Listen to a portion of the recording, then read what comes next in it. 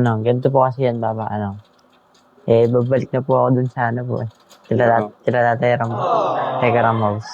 Okay lang po sa akin yun. Ibig sabihin, ano pa rin, panatag pa rin po yung loob niyo na babalik Kung ano po po siya. yung dati ko, dati pa rin ako. Okay. Thank you po sa tiwala, Tay. Tiwala ko sa inyo.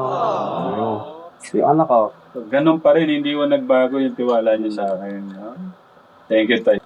Ayun po, stop po muna natin. Just a heads up lamang po, in this video, ang pag-usapan po natin is tungkol nga po dito sa sinabi nila Luis at Tekram kay Tatay Luisito na babalik na nga daw po si Luis sa poder ni Tekram. Pero ano lang po ito, prank lamang po ito.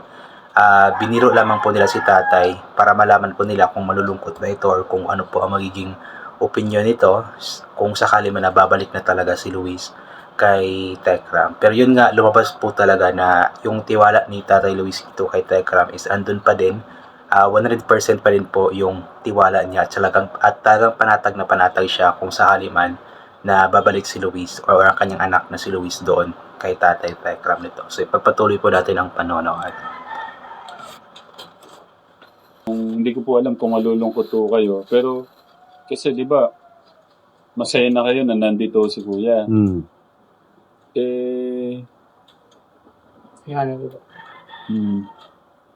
Lagyan natin pang mic para marinig yung ninang mo. Ano po ba? Narinig niyo yun, yung pagkatanong ni Luis ng ano po ba? Napakakit po ng pagkabanggit niya yun. Nun. Ayan, patuloy po natin. Kasi po, dapat Kuya ikaw Ano po magsabi. ba? Ganito po kasi yan, Papa, babalik na po ako dun sa sila Tatay Ram, Teka Ram House. Kung okay lang naman po sa inyo. Mas maganda, pumalik ka sa Tatay Ram mo. Kung ako naman, hindi naman kita kaya pigilin. Anong gusto mo? Mainam na yung balikan mo yung tatay mo. Kasi para ala naman masabi yung Tatay Ram mo. Hindi doon may pagpatuloy pag-aaral mo. Parang tatawa na si Okay lang Tekram. po sa inyo yan. Okay lang sa akin yun. Ba't po kayo naiyak na naman? Yung impression ko doon nung sa pagsasalita ni Tatay na okay lang sa kanya kasi hindi naman din niya mapigilan si Luis to. Parang masakit sa loob niya. Parang ganun po ang lumalabas. Tapos si Tekram parang tatawa na talaga eh. Baka malungkot po kayo. Hindi. Mas gusto ko pa siya. Kaysa naman din sa masikip na nga sila sa bahay. Doon sa inyo, maluwag na mukha ko doon. So okay na okay pala sa Hindi ko kanya. kayo malulungkot tayo. Baka malungkot po kayo. Totoo pa nga kung babalik sa inyo yung anak natin. Yeah. Pagbalik mo ron, huwag mo bibiguin yung Tatay Ram mo. Lagi mo siya kung ano yung gusto niya, di sundin mo. Ganun lang. Correct. Para hindi po mapahamak eh, no?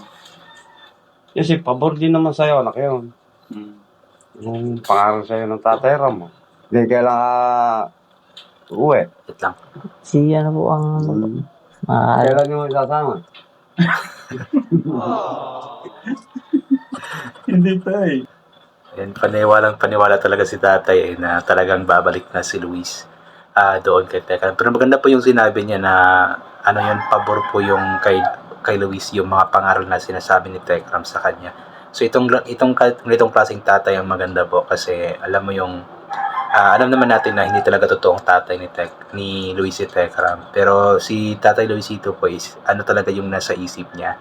Talagang kumbaga sinasabi po niya na anak natin or anak nila si Kuya Luis.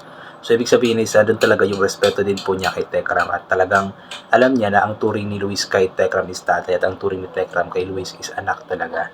At yun, kaya okay sa kanya kung sakali man nababalik si Luis kay Tekram kasi nga mas mapapabuti nga po ito doon. At yung mga pangaral, hindi siya nagagalit doon kasi alam naman niya na mas makakabuti din ito para kay Luis. Sabi ko, i-prank mo nga si Papa mo. Kung malulungkot ba siya o ano. Okay lang po sa akin yun. Ibig sabihin, ano pa rin, panatag pa rin po yung loob mo na babalik Kung ano ko po siya. yung dati ko, dati pa rin ako. Okay. Thank you po sa tiwala, tay. Tiwala ko sa inyo. Yung anak ko, So, ganun pa rin, hindi ko nagbago yung tiwala niyo sa akin. No? Thank you, tay. palagay ko, pag kaisip na nun talaga si Kuya Luis, hindi na kayo pababayaan mo. Tuwa naman ako kay tatay, ibig sabihin ng tiwala niya, 100% pa rin kahit na ano pala. No? So yun nga po yung nakakatuwa doon kasi alam naman natin na syempre umuwi si Luis. So iniisip siguro ni Tekram na baka masama yung loob ni Tatay Luisito sa kanya kasi nga pinauwi si Luis or baka may something nangyari doon. Pero wala pong ganoon pala sa puso ni Tatay Luisito. Okay na okay sa kanya si Tekram. Panatag na panatag pa rin siya kung sakali man na babalik si Luis doon sa kanya. Then yun nga, 100% pa rin or buo pa rin yung tiwala niya kay Tekram na mapapalaki nga po nito ng maayos si Luisito. Thank you, tay. Sa tiwala po. Siguro, babalik siya sa inyo. Kaya po ba namin kayo, tay? Oo naman, na kukunin nyo na pala uli yung anak ko. Kayo Tiwala talaga. babalik sa inyo. Hindi pala na ano ni tatay yung ano, yung Hindi niya naintindihan yung prank. baka hindi niya. Ang laki ko ng tiwala ko sa inyo. Baka akala nyo. Okay. Hindi pala naintindihan ni tatay yung prank kategra. Okay, tignan na lang natin. Wag na lang natin sabihin.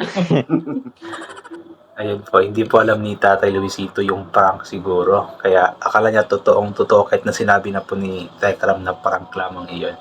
So anyway, yun nga, at least doon nalaman po nila Tekram ni Luisito yung nasa kalooban po ni Tatay Luisito na yung tiwala niya para kay Tekram is buong buo pa din na mapalaki nga po nito ng maayos ang anak nga po nila na sinasabi niya na si Luisito. Pero yun nga, prank lamang po yun. Pero sana itong prank na ito, sana po magkatotoo balang araw.